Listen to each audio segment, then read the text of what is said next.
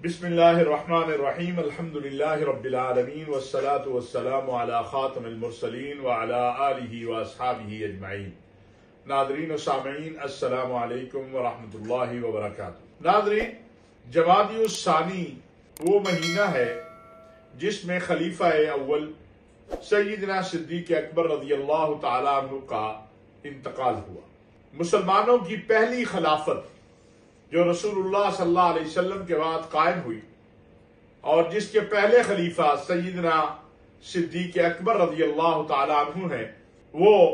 خلافت راشدہ کا آغاز تھی۔ مدینہ منورہ کی طرز کی ریاست کی باتیں کی جاتی ہیں، لیکن مدینہ منورہ کی طرز کی ریاست کیا تھی اور مدینہ منورہ کی طرز کی ریاست کیا ہونی چاہیے، اس پر بہت تفصیلی بات ہو سکتی ہے۔ میں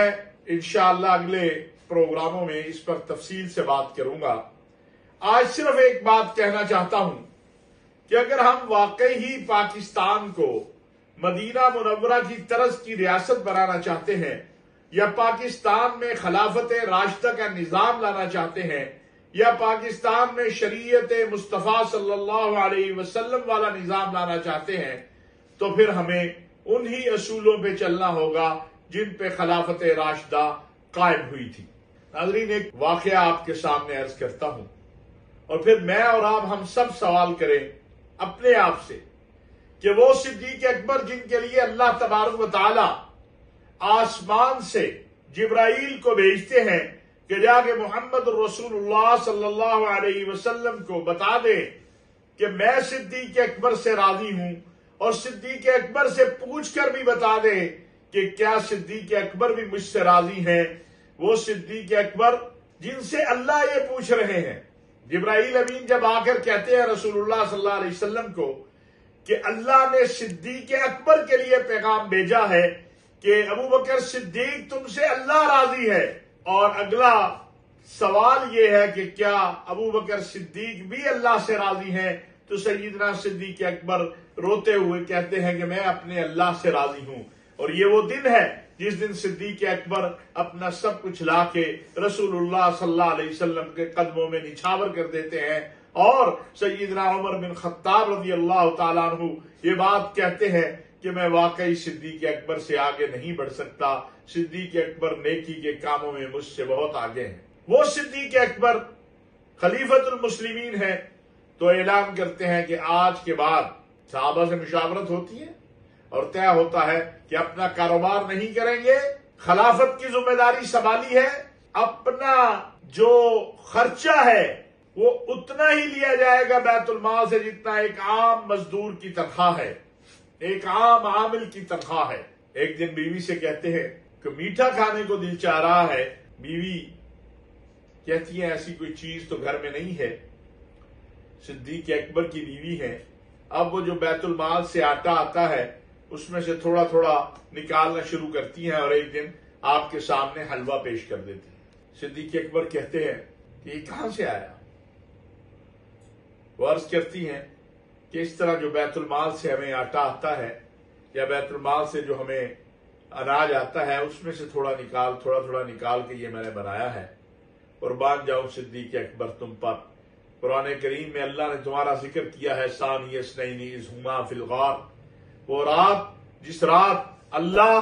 اور صدیق اکبر محمد عربی صلی اللہ علیہ وسلم کے ساتھ ہیں، اس کا ذکر قرآن نے کیا ہے۔ تو سیدنا صدیق اکبر رضی اللہ تعالیٰ عنہ اگلے دن بیت المال کے ذمہ داروں کو کہتے ہیں کہ اتنا آٹا میرے گھر میں کم بھیجا جائے۔ آج جب ہم ریاست مدینہ کی بات کرتے ہیں، آج جب ہم خلافت راشدہ کی بات کرتے ہیں، آج جب ہم شریعت مصطفیٰ صلی اللہ علیہ وسلم کی بات کرتے ہیں، تو ذرا ہم اپنے گریبان میں منہ ڈال کے دیکھیں کہ ہم کر کیا رہے ہیں۔ سرکاری وسائل کا بے دریغ استعمال، اپنے مفادات کا تحفظ، اپنی مصلحتوں کے لیے ہر چیز کو قربان کر دینا اور نام لینا کہ ہم مدینہ منورہ کی طرز کی ریاست چاہتے ہیں، ہم خلافت راشدہ کا نظام چاہتے ہیں، ہم محمد عربی صلی اللہ علیہ وسلم کی شریعت چاہتے ہیں۔ میں سمجھتا ہوں اس کا دور دور تک بھی کوئی واسطہ نہیں ہے رسول اللہ صلی اللہ علیہ وسلم کے لائے ہوئے نظام اور شریعت سے۔ ناظرین و سامعین، اگر ہم نے واقعی پاکستان کو خلافت راشدہ کے نظام کی طرح کے نظام کی طرف لے کے جانا ہے تو پھر ہمیں اپنے اوپر شریعت مصطفیٰ صلی اللہ علیہ وسلم کو نافذ کرنا ہوگا، اپنے گھروں میں خلافت راشدہ کے نظام کو لانا ہوگا، اپنی اولاد پہ، اپنے کاروبار پہ، اپنے دفاتر میں، اپنی فیکٹریوں میں، اپنی تجارت میں۔ اور اگر ہم سارا کچھ یہ نہ کرنے کا خود تو نہیں کرتے اور توقع رکھے کہ پاکستان میں خلافت راشدہ کا نظام آسمان سے آ جائے گا، تو ایسا ممکن نہیں ہے۔ ایک نعرہ جذبات سے کھیلنا یہ تو ہو سکتا ہے، لیکن جب تک عملی طور پر ہم اپنے 6 فٹ کے جسم کے اوپر شریعت مصطفیٰ صلی اللہ علیہ وسلم نافذ نہیں کرتے، ہم اپنے چند مرلوں یا چند کنال کے گھر کے اندر شریعت مصطفیٰ صلی اللہ علیہ وسلم نافذ نہیں کرتے، ہم اپنے کاروبار اور اپنے دفاتر اور اپنے ملازموں پہ خلافت راشدہ کا نظام نافذ نہیں کرتے، اور ہم